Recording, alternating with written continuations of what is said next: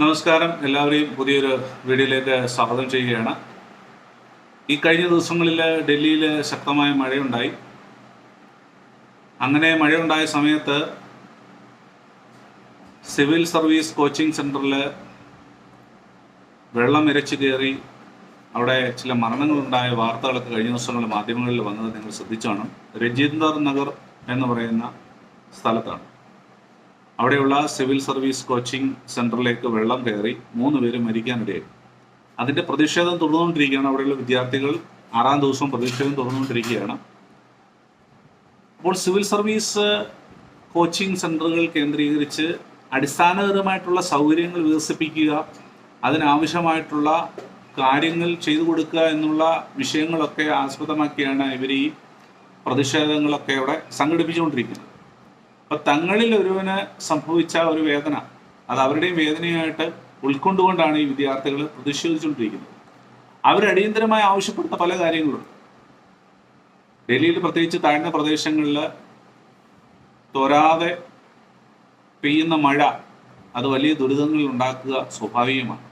ഈ വെള്ളമൊക്കെ കടന്നു പോകാനുള്ള കൃത്യമായിട്ടുള്ള ഡ്രെയിനേജ് സംവിധാനങ്ങളൊക്കെ ഉണ്ടാകേണ്ടതായിട്ടുണ്ട്. ഇല്ലാത്ത പ്രദേശങ്ങളിലൊക്കെ വലിയ ബുദ്ധിമുട്ടുണ്ടാകും. അത് സർക്കാരിന്, മുനിസിപ്പൽ കോർപ്പറേഷനൊക്കെ വലിയ തലവേദനയായി മാറിക്കൊണ്ടിരിക്കുന്ന ഒരു കാലമായി ഇരിക്കുകയാണ്. അപ്പോൾ ഇവർ ഈ സർക്കാരിന് മേലെ അല്ലെങ്കിൽ എംസിഡിക്ക് മേലിൽ പരാതി ഉന്നയിക്കുമ്പോൾ തന്നെ മറുഭാഗത്ത് അടിസ്ഥാനപരമായിട്ടുള്ള സൗകര്യ വികസനങ്ങൾ ആവശ്യമാണ്. ഒരു ഭാഗത്ത് വാടക കൂട്ടുന്നു, അവർ താമസിക്കുന്ന PG സെൻ്ററുകളിലൊക്കെ പൊടുന്നനെ വാടക കൂട്ടുന്നു, തോന്നുന്ന പോലെ വൈദ്യുതി ചാർജുകൾ, അതുപോലെ തന്നെ അവരിൽ നിന്ന് ബാങ്ക് മുഖേന അല്ലാതെ പണം വാങ്ങുന്നു. ഇങ്ങനെയൊക്കെ ഒത്തിരി പരാതികളാണ് ഈ വിദ്യാർത്ഥികൾ ഉന്നയിക്കാനിടയായിട്ടുള്ളത്. അതുകൊണ്ട് തന്നെ അവർ ചില ആവശ്യങ്ങൾ മുന്നോട്ട് വെക്കുന്നു. അവിടെ പഠിക്കുന്ന വിദ്യാർത്ഥികൾക്ക് ഇൻഷുറൻസ് പരിരക്ഷ ഉറപ്പാക്കണം. ഇത്തരത്തിലുള്ള അത്യാപത്തുകൾ നേരിടുന്ന സന്ദർഭങ്ങളിൽ അത് വളരെ പ്രയോജനപ്രദമായി തീരും എന്നുള്ളത് കൊണ്ട് തന്നെയാണ്. മാത്രമല്ല, ഫീസുകൾ വാങ്ങുന്ന കോച്ചിങ് സെൻറ്ററുകൾ ഏകീകൃതമായ നിലയിലുള്ള ഫീസ് സംവിധാനങ്ങൾ കൊണ്ടുവരിക എന്നുള്ളത് ഇവരുടെ ഒരു ആവശ്യമാണ്. അതുപോലെ ഇവർ പാർക്കുന്ന കെട്ടിടങ്ങളുടെ സുരക്ഷ, മതിയായ സുരക്ഷ ഉറപ്പാക്കണം. ഇവർ പാർക്കുന്ന കെട്ടിടങ്ങൾ കൃത്യമായി മെയിൻ്റനൻസ് നടത്തണം അതിൻ്റെ ഉടമകൾ. അതുപോലെ തന്നെ വിദ്യാർത്ഥികൾക്ക് ആവശ്യമായിട്ട് താമസിക്കാൻ ആവശ്യമായിട്ടുള്ള സൗകര്യങ്ങൾ എല്ലാം അതിനകത്തുണ്ട് എന്നുള്ളത് ഉറപ്പാക്കേണ്ടത് ആവശ്യമുണ്ട്. അതുപോലെ ഒരു മുറിയിൽ നിശ്ചിതമായ വിദ്യാർത്ഥികൾ മാത്രം പാർക്കുന്ന രീതിയിൽ, താമസിക്കത്തക്ക രീതിയിലുള്ള ക്രമീകരണങ്ങൾ ഉണ്ടാകണം. അതുപോലെ അവർക്ക് പഠിക്കാനുള്ള ലൈബ്രറി, റീഡിംഗ് റൂമുകൾ ഇതെല്ലാം അവർക്ക് ലഭ്യമാക്കേണ്ടതായിട്ടുണ്ട്. ക്ലാസ്സുകളിലും ഹോസ്റ്റലുകളിലും ആവശ്യത്തിന് വായുവും വെളിച്ചവും ഒക്കെ കടന്നു ചെല്ലുന്ന സൗകര്യങ്ങളുണ്ട് എന്ന് ഉറപ്പാക്കേണ്ടതായിട്ടുണ്ട്. ഈ വാടകയ്ക്ക് വീടുകളൊക്കെ കൊടുക്കുന്ന ആളുകൾ അമിതമായിട്ടുള്ള വാടകകൾ വാങ്ങുന്നു എന്നുള്ളതാണ് ഒരു പരാതി. 15,000 രൂപ വരെ മാസം വാടക വാങ്ങിക്കൊണ്ടിരുന്നിടത്ത് ഒറ്റയടിക്ക് തന്നെ അത് 18,000 ഒക്കെ ആക്കി വർദ്ധിപ്പിച്ചത് പല വിദ്യാർത്ഥികൾക്കും വളരെ ബുദ്ധിമുട്ടുണ്ടാക്കിയിട്ടുണ്ട് എന്നുള്ളത് മനസ്സിലാക്കേണ്ട കഴിയും.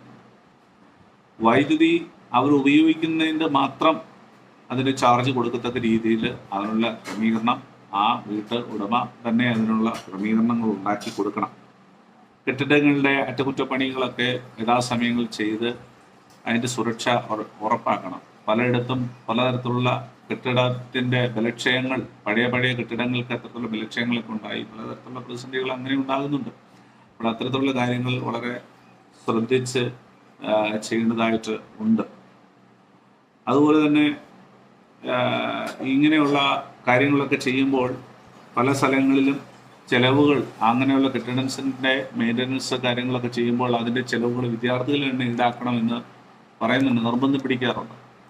ഉള്ള കെട്ടിട ഉടമയുടെ ഉത്തരവാദിത്തമാണ് അത് വളരെ കൃത്യമായി മെയിൻറ്റെയിൻ ചെയ്ത് ആ ബിൽഡിംഗ് കൊണ്ടുപോകുക. അതുപോലെ ഈ പറഞ്ഞ പോലെ മഴവെള്ളമൊക്കെ കയറി വരുന്ന സമയത്ത് അത് കൃത്യമായിട്ട് ആ വെള്ളം പോകുവാനായിട്ടുള്ള സംവിധാനങ്ങൾ അവിടെ ഉണ്ട് എന്നൊക്കെ ഉറപ്പാക്കേണ്ടത് ആവശ്യമായൊരു കാര്യമാണ്.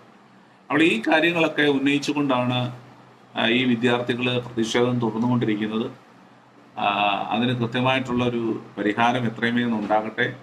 രാജ്യത്തെ നാളെ സേവിക്കേണ്ടുന്ന പൗരന്മാരായി അതിനു വേണ്ടുന്ന പരിശീലനം നേടിക്കൊണ്ടിരിക്കുന്ന വിദ്യാർത്ഥികളോട് ബന്ധപ്പെട്ടുള്ള വിഷയങ്ങളാണ് ഇതെന്ന് നമ്മൾ മനസ്സിലാക്കണം. അതുകൊണ്ട് തന്നെ അവർക്ക് അവരെ ഉത്തമമായ പൗരന്മാരായി നാളെ രാജ്യത്തെ സേവിക്കുവാനായി ഉത്തമമായിട്ടുള്ള ഒരു ദൗത്യത്തിലേക്ക് അവർ പ്രവേശിക്കുന്നതിന് മുമ്പുള്ള അവരുടെ ഈ പരിശീലന കാലഘട്ടത്തിൽ അവർക്ക് ലഭിക്കേണ്ടുന്ന മാക്സിമം നല്ല സൗകര്യങ്ങളൊക്കെ ഉറപ്പാക്കി അവർക്ക് വേണ്ടുന്ന എല്ലാ ക്രമീകരണങ്ങൾ ചെയ്യുവാനായിട്ട് ഉത്തരവാദിത്തപ്പെട്ടവർ ബന്ധപ്പെട്ടവർ ഇക്കാര്യങ്ങൾ ശ്രദ്ധിക്കണമെന്നുള്ളതാണ് ഈ വീഡിയോയിലൂടെ എനിക്കും പറയാനായിട്ടുള്ളത്. നിശ്ചയമായിട്ടും അതിനുള്ള കാര്യങ്ങൾ എത്രയും വേഗം ഉണ്ടാവുമെന്ന് പ്രതീക്ഷിക്കുന്നു. ഡൽഹിയിൽ മഴക്കാലമാണ്. മഴ അല്പം ശാന്തമായി നിൽക്കുന്നുവെങ്കിലും തുടർന്നും മഴ പെയ്യാനുള്ള സാധ്യതകളൊക്കെ ഉണ്ട്. അതുകൊണ്ട് തന്നെ വളരെ കരുതലോടും ശ്രദ്ധയോടും മാത്രമേ ഓരോ ചൂടും മുന്നോട്ട് പോകാനായിട്ട് സാധിക്കുകയുള്ളൂ. ഇത്തരത്തിലുള്ള കാര്യങ്ങൾ ബന്ധപ്പെട്ട ആളുകളിൽ നിന്ന് ശ്രദ്ധിക്കേണ്ട കാര്യങ്ങൾ കൃത്യമായി ശ്രദ്ധിച്ച് വേണ്ട നടപടികൾ എടുക്കുകയാണെങ്കിൽ വളരെ നന്നായിരിക്കും എന്നുള്ളതാണ് നമ്മൾ മനസ്സിലാക്കേണ്ടത്. തീർച്ചയായിട്ടും നിങ്ങൾക്ക് ഈ വിഷയത്തോട് ബന്ധപ്പെട്ടുള്ള പ്രതികരണങ്ങളുണ്ടാവും. അത് ഈ വീഡിയോയുടെ താഴെ കമൻ്റായിട്ട് രേഖപ്പെടുത്താം. വീണ്ടും പുതിയൊരു വീഡിയോയിൽ കാണുന്നവരെ നന്ദി, നമസ്കാരം.